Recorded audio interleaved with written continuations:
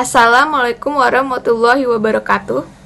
Perkenalkan, nama saya Dina Rifani dengan NIM 1217359 dari kelas 126B04. Saya dan rekan saya akan mempresentasikan tentang penyebaran berita hoaks di sosial media. Selamat menikmati. Assalamualaikum warahmatullahi wabarakatuh. Nama saya Lemika Sejati, NIM 121748852, kelas 126B04. Penyebaran berita hoaks di sosial media. Pengguna sosial media untuk saat ini merupakan hal terpenting bagi kehidupan manusia. Penggunaan sosial media dapat digunakan untuk saling menukar informasi secara cepat, tepat, dan akurat.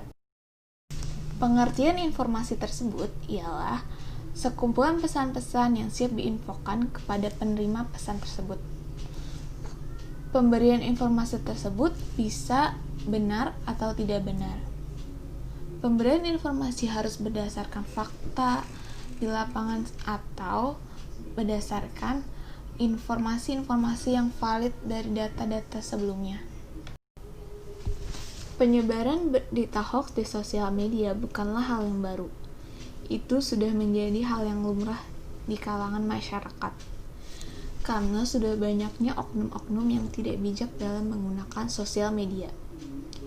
Dari hanya chat personal di sebuah platform messenger, lalu diterima informasi tersebut ke grup chat messenger tersebut, itu akan terus memformat ke grup chat yang lainnya, sehingga penyebaran berita hoaks terus berlanjut dan akan semakin luas jika pemberitaan hoaks tersebut diformat secara terus-menerus. Padahal si penerima atau si pembaca informasi tersebut belum tentu mengecek kebenaran dari informasi tersebut valid atau tidak. Aplikasi seperti Instagram, YouTube juga marak digunakan untuk tempat penyebaran berita hoaks. Hal-hal tersebut justru dibuat oleh seorang atau sekelompok YouTuber atau selebgram di sosial media. Selebgram itu ialah selebriti Instagram. Itu sebutan bagi orang-orang yang cukup eksis di sosial media. Di tengah pandemi COVID-19 ini, bukan hal yang tidak mungkin penyebaran hoaks di sosial media terus menjadi. Nyatanya, banyak oknum-oknum yang tidak bertanggung jawab memberikan informasi yang tidak valid dan tidak benar hanya untuk meresahkan si pembacanya saja. Seperti pada salah satu selebgram yang baru-baru ini menjadi perbincangan masyarakat karena memberikan informasi yang salah. Selebgram tersebut memberikan informasi dalam sebuah video dengan aplikasi TikTok.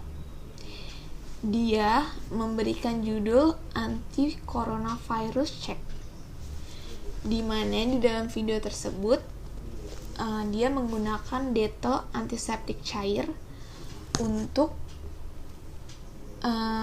dimasukkan ke dalam air diffuser. Di dalam video itu dia bilang kalau misalkan kita membutuhkan 600 ml air putih gitu dicampur ke detol antiseptik cair secukupnya. Lalu air itu dimasukkan ke air diffuser itu. Otomatis nanti air diffuser itu akan mengeluarkan uap dari antiseptik itu. Sejak video itu dipublis, netizen beramai-ramai untuk mengomentari postingan tersebut karena dinilai memberikan informasi yang salah tentang penggunaan detol. Postingan tersebut akhirnya mendapatkan komentar dari anak-anak farmasi maupun dokter muda yang mengatakan bahwa hal itu sangat berbahaya dan beresiko bagi kesehatan manusia. Dan juga mereka mengatakan bahwa sebenarnya detol antiseptik cair itu hanya untuk penggunaan luar saja, tidak bisa digunakan untuk pemakaian dalam. Tapi si selebgram ini justru mencampurkan detol tersebut ke air diffuser yang otomatis itu akan terhirup oleh tubuh kita. Dikatakan juga bahwa detol ini memiliki kandungan klorosilenol yang justru akan merusak kulit, mata, bahkan paru-paru manusia yang menghirupnya. Sehingga sangat-sangat salah jika detol ini dimasukkan ke dalam air diffuser. Dan jelas saja bahwa informasi yang ia berikan menyesatkan bagi penerima informasi jika tidak secara mendalam mengetahui kalau detol itu tidak benar digunakan di dalam air diffuser. Di sini saya akan melanjutkan pembahasan dari Dina Rifani, yaitu tentang pembahasan kasusnya. Motif DS untuk melakukan informasi tersebut mungkin awalnya untuk hanya sekedar memberikan opsi untuk mencegah COVID-19 itu. Namun karena kurang secara jelas dan terperinci, hal itu justru membuat bumerang sendiri terhadap dia. Blunder lah istilahnya. Karena memberikan informasi yang salah yang jika ditiru dapat membahayakan dan beresiko bagi kesehatan manusia. DS bisa saja orang yang akan bertanggung jawab jika menyebabkan orang yang mengikuti konten tersebut terjadi apa-apa. Metode DS dalam penyebaran konten hoax tersebut adalah dengan platform akun Instagram dan channel YouTube dia pribadi dengan mengikut atau followers dia yang banyak dikatakan sebagai selebgram. Untuk saat ini tingkah lakunya cukup dilihat banyak orang. Lalu lanjut ke pembahasan tinjauan hukum UIT. Padahal jika saja penyebaran hoax ini terus berlanjut merupakan hal yang tidak benar, karena akan menjerumuskan orang pada kesalahan yang sama. Dan jelas saja bahwa jika dia ketahui bahwa Indonesia telah mempunyai hukum secara akurat tentang penyebaran hoax tersebut.